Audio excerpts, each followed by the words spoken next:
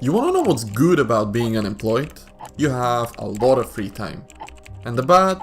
Well, most of that time is spent looking for a job. There I was, in my first year of university, in a foreign country with no connections whatsoever, just looking for a job. Just a freshman trying to get by. If I learned one thing from job hunting, it is that it isn't as easy as it sounds. Sure, you just send a bunch of CVs around and hope that someone will bother to read them, but once you've said your 50th, you start getting demoralized. I actually made a list of places I've applied to, and out of 50, guess how many interviews I got? 0. Nil. Nada. Denehi interview. So what do you do in times like that?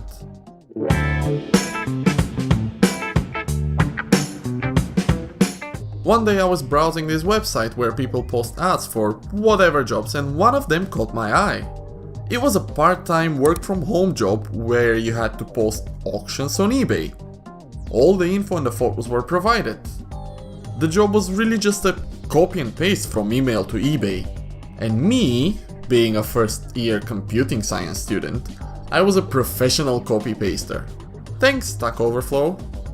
I decided to reply to the offer, and within hours I had a response.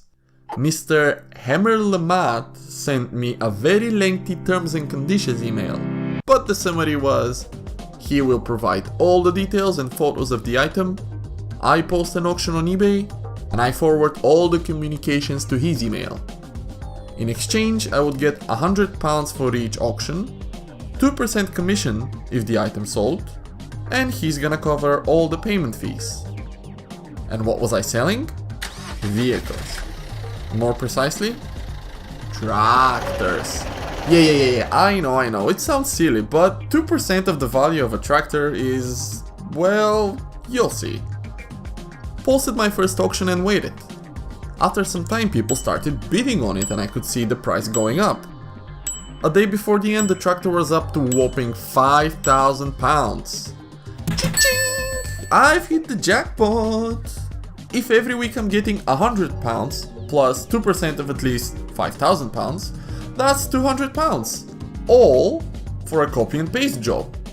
Easy. The final day of the auction came and the tractor sold for £6,500. That's £230 in my pocket for 1 week. However, the next day I get a notification on my phone. It's an email and it reads something like: there's been some suspicious activity reported regarding Mr. Lamad. Please do not share any personal details and proceed with caution when interacting with them. Okay. What could be so wrong? We have a clear deal in a written format, which in the UK is legally binding. Or so I've been told. Later on I get another email, but this time from Hammer. Hi, the auction is now over. Please send me the details of the winner so I can speak with him about delivery. Thank you. I send him the details and he responds with: the buyer will send the payment to your PayPal account. You can get money from there. I will send you second item now. Can you list now? That's happening late in the evening. I replied that I'm ready for a new item and I went to bed. Wake up the next day ready for some more easy money.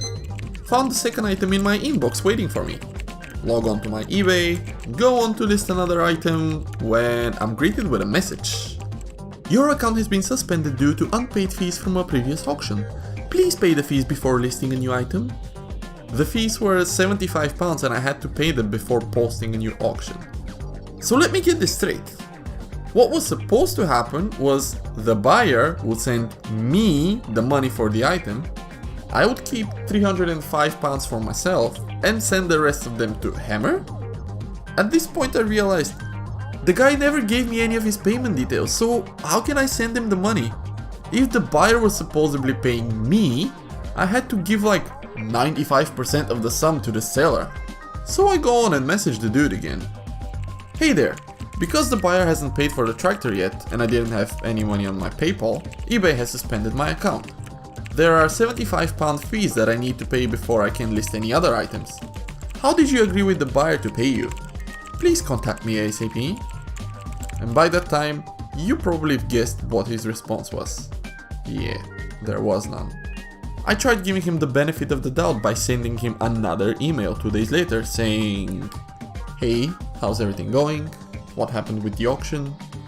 And that was when I knew. I've been scammed! Luckily I didn't lose any money, just my account got suspended and I lost a bunch of time. As for Hammer, he sold one of his tractors avoiding all PayPal fees. Good for him, I guess. But remember, when browsing the internet, if something sounds too good to be true, it's probably a scam.